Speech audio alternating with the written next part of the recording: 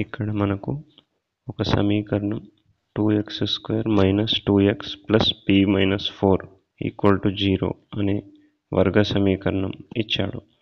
అయితే దీనికి కండిషన్ ఏమి ఇచ్చాడంటే ఈ వర్గ సమీకరణం యొక్క రెండు మూలాలలో ఒక మూలం అనేది మరొక మూలానికి వ్యుత్క్రమం అయితే p యొక్క విలువ ఎంత అని చెప్తున్నాడు.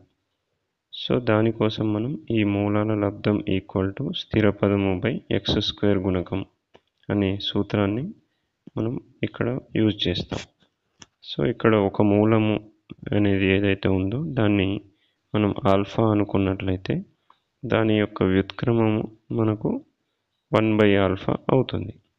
కాబట్టి మూలాల లబ్దం ఇప్పుడు ఆల్ఫా ఇంటూ 1/ఆల్ఫా అవుతుంది. దట్ ఈజ్ ఈక్వల్ టు స్థిర పదం ఇక్కడ ఏముంది, p-4 ఉంది. కాబట్టి స్థిర పదం అనేది p-4 అవుతుంది. అదేవిధంగా x² గుణకం, x² యొక్క గుణకం ఏముంది, 2 ఉంది. కాబట్టి బై 2. కాబట్టి ఇప్పుడు ఇక్కడ ఆల్ఫా మరియు ఆల్ఫాలు క్యాన్సలేషన్ చేసినట్లయితే 1 ఈజ్ ఈక్వల్ టు p-4/2 అవుతుంది. ఇప్పుడు దీన్ని సింప్లిఫై చేస్తే p-4 ఈజ్ ఈక్వల్ టు 2 అవుతుంది.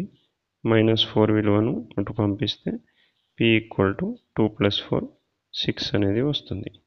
కాబట్టి మనకు సరైన సమాధానం ఫస్ట్ ఆప్షన్ 6 అనేది అవుతుంది.